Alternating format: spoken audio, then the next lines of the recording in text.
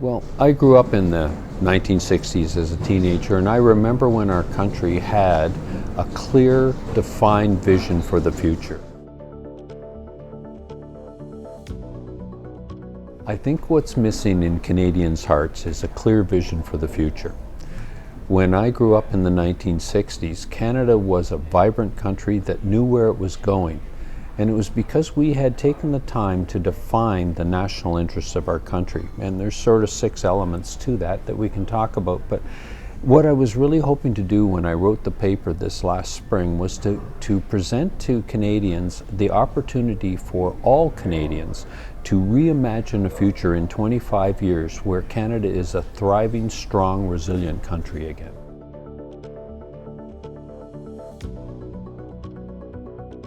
I don't know why Canada gave up on defining their national interests. Certainly in the 1960s, it was a completely defined process. And I remember as a young officer in the 1970s that it was required knowledge for every officer in the Canadian Army to study and know the defined interests, the national interest of our country, so that number one, we would know what we were defending, and number two, when we were stationed abroad, we could talk about our country with a clear vision and tell people what Canada stood for. Why we stopped doing it, and to the best of my knowledge, there hasn't been a process to redefine at a national level the national interests of our country since the 1960s. Why haven't we? I don't know, and I believe Canada has allowed niche politics and niche issues instead of defining a clear focus for the future. And I blame the politicians, but I also blame Canadians for not demanding that a bigger picture for their country be presented in our federal, provincial, and municipal politics, but just amongst themselves as well. The feeling that was running through Canadians in 1967 when we celebrated our 100th anniversary was one that swelled across our country and just continued for years. I don't know why we can't achieve that again, and so I wrote a paper to try and help people understand what's missing at a strategic level, to pull the discussion, not just in politics, but amongst our industry, amongst all of the institutions in our country, back up.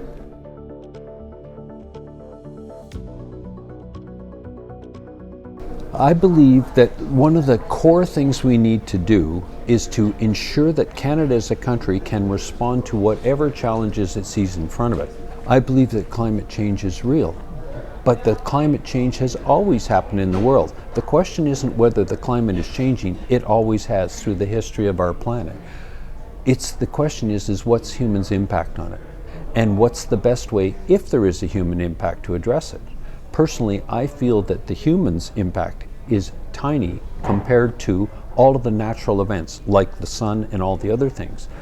But regardless, if you're actually going to try and do something, you need an overarching concept on how it's going to fit with your country and how you can best affect whatever change that you're trying to do. And to simply look at small niche items won't achieve the aim you want, especially when it's rhetoric and not a plan.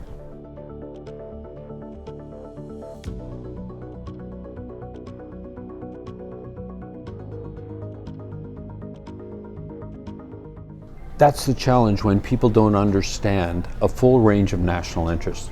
Let's start with the national interest just for a second. The first two that are the most important are unity and national security. So let's just talk about unity for just a second.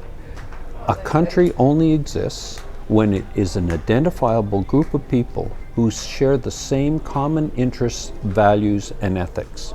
So anything that tries to break up your unity is not in the interests of your country. The second one, national security. National defense is one element out of national security, and things like mass immigration, things like trying to support countries that don't fit within your national interests as a country. So defending your borders and having the ability to defend your borders to maintain your culture is extremely important. Without those two first, unity and national security, you don't have a country. And the other four that fall from it are totally in peril without it. So if you're expending money and you are achieving the first two, there is no point. And so for national defense, everybody, because I was an ex-soldier, wants me to talk about the Army, and I always do, because we have completely abandoned the men and women that make up our Canadian Armed Forces. We're sending billions of dollars to support other countries when those capabilities don't exist in our own armed forces. And so if you don't first achieve those two, unity and national security, your border services, your intelligence services, your immigration services, without all the correct funding for them, there's no point in carrying on with trying to achieve other things, because your country will dissolve.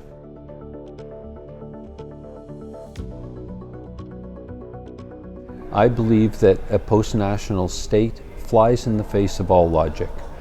People in a democracy, okay, let's make it clear, I'm talking about Canada as a democracy. If you believe Canada is a tyranny, then great, we can be a post-national state. But I want a democracy for Canadians.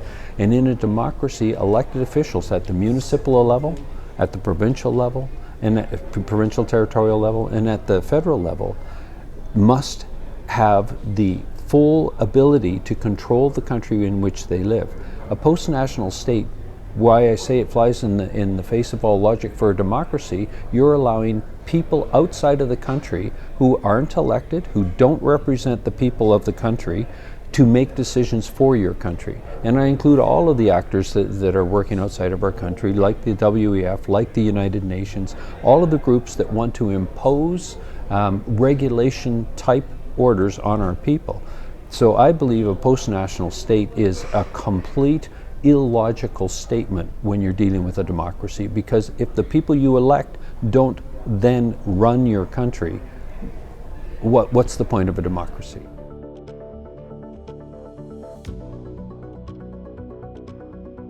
And so that's why, again, I tried to raise the discussion up in this strategic paper, because one of the additional national interest is economic prosperity and growth. And so how do you achieve the economic prosperity to ensure that each generation can live a life better than the one before? And so with economic prosperity and growth, we need to identify as Canadians those sectors of our economy which are most important, and to sustain them and grow them, not just sustain them, but to allow them to grow and flourish. The resource industry sector in Canada, for the history of our country, has always been predominant, and still is to this day. It represents over 50% of our economy. But the other elements of value-added industry, of manufacturing, and our loss of manufacturing is unbelievably bad.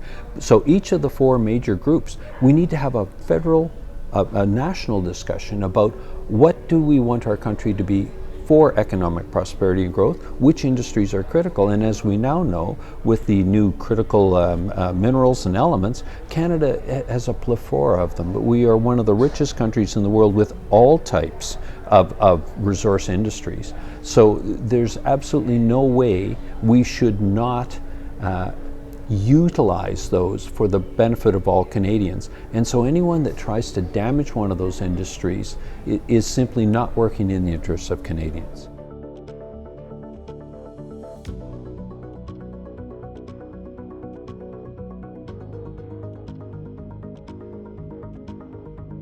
We know that in the oil sands, there is a 400-year supply of oil and gas for the world.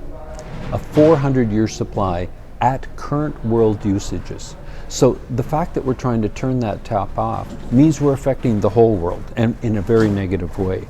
There's a 400-year supply of oil and gas just in the oil sands area alone.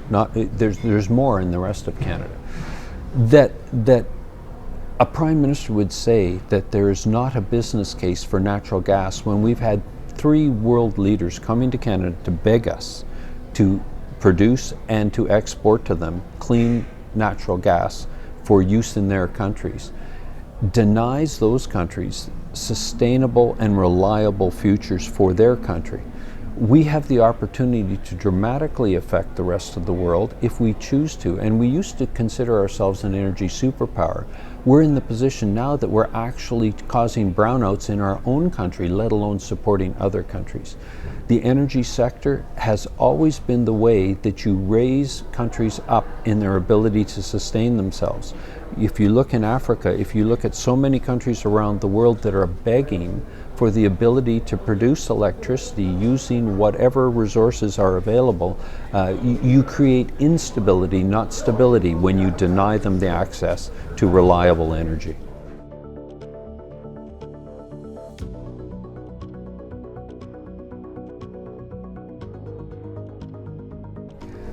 Canada wasn't like this before, and Canada doesn't need to be like this, and Canada can change and go back to a country that believes it has a strong, resilient, vibrant future.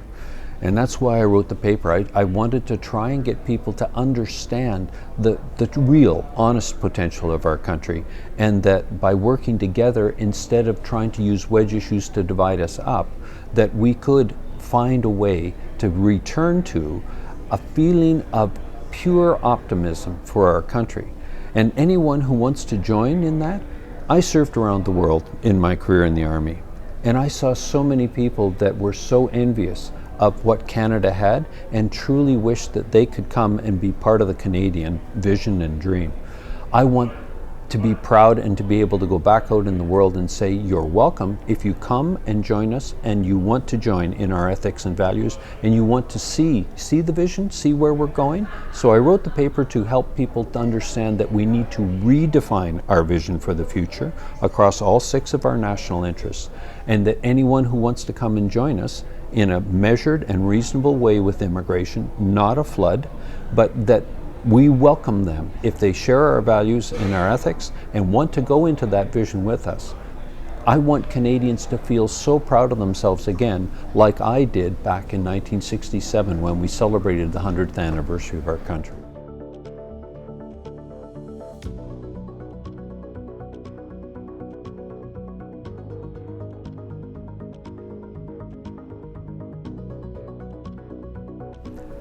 People always ask me, why during COVID did I fight so hard? Why was it that I gave up my life for 2 years to try and stop the deadly response to COVID-19? And by deadly response, I mean what we now call lockdowns. I did it for my grandchildren. I'm at a stage of life where I don't have to put up with this type of government much longer, but my grandchildren are going to live their whole lives in Canada. I wanted to give them a better Canada, and so when I come to these freedom talks, I find all the people in the room are talking about the next generation and the generation after that, and that's what freedom is really about. It's sustaining it for the next generation. Both my parents served in uniform in World War II, both in the RCF. My mother in the RCAF Women's Auxiliary Division. My father is a pilot, NCO pilot in the Pacific, defending the rights and freedoms of our country for the next generation, me. I now want to make sure I do that for my children and now for my 6 grandchildren. And everyone in the room at the Freedom Talk seems to have that exact same aim. When I talk to any of them, and in every one of their presentations, they're talking about our children and our future. And so that's what I think Freedom Talks do. They bring together people to realize they're not alone, that belief in our future and our children's future is the right way to think, not about now, but where we're taking our country in the future, to make sure that everything that we do now doesn't destroy their future.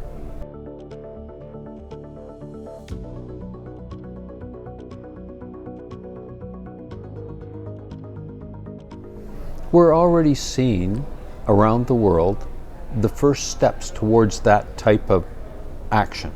We're already seeing people declaring climate emergencies.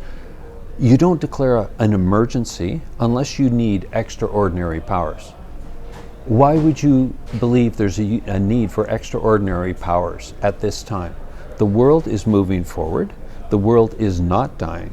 And so clearly behind all of that type of a movement, an emergency means extraordinary powers. That automatically means denial of rights and freedoms. So I stand against any of that type of declaration, because I believe that we can use, if there is areas that we need to address, let's use our brains and technology. Humans have always overcome each issue as it comes towards them by a concerted effort together. You don't divide people up, you don't need extraordinary, you don't lock people down. What we did during COVID was unconscionable. If you had asked me that question 4 years ago, do I think that any government would impose draconian measures in Canada on their people, I would have told you it's absolutely impossible. We had the Oakes test to ensure that no rights or freedoms would ever have been denied. We had strong institutions in our policing and in our courts that protected the rights and freedoms of citizens. All that was swept away in the middle of March of 2020. And so now when you ask me it, yes, I believe they can and will do it. They've done it once, and Canadians let them. And I find that completely unconscionable. What we did to our children by closing schools will damage them for the rest of their lives. I'd never want to see that type of Canada again.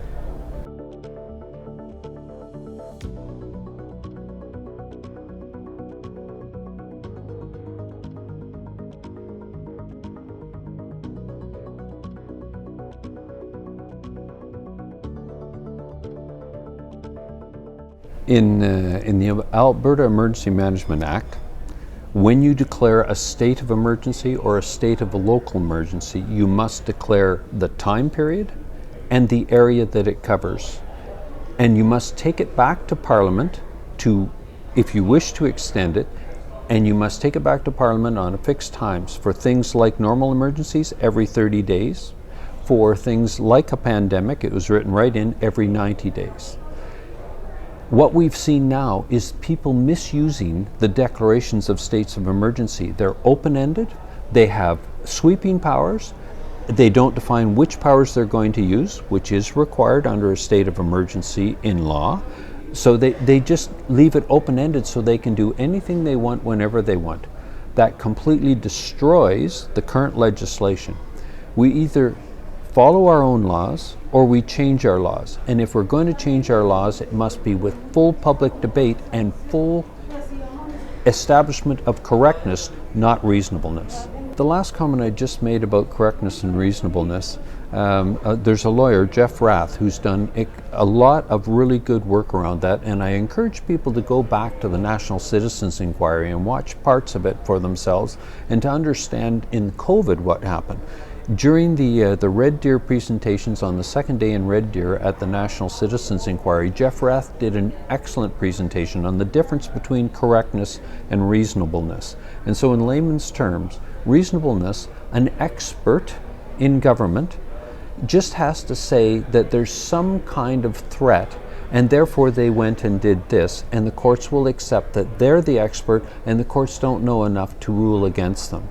Correctness in law would require that same expert to show a full cost-benefit analysis before they would be allowed to implement any action that would deny a single right or freedom. And what we saw during the COVID crisis is they simply declared there was a world pandemic, and that's all the justification that was required to completely remove all our rights. In my opinion, the difference between correctness and reasonableness must be established in law, that any government expert must prove correctness from now on in the future. And as Jeff Rath, in a paper to the Premier in Alberta, but nationally, stated very clearly, it's a simple change to the Administration Act of each province and territory in Canada and at the federal level to switch the onus. Because the way it is now, a citizen has to prove that it wasn't reasonable, rather than the government proving it was correct.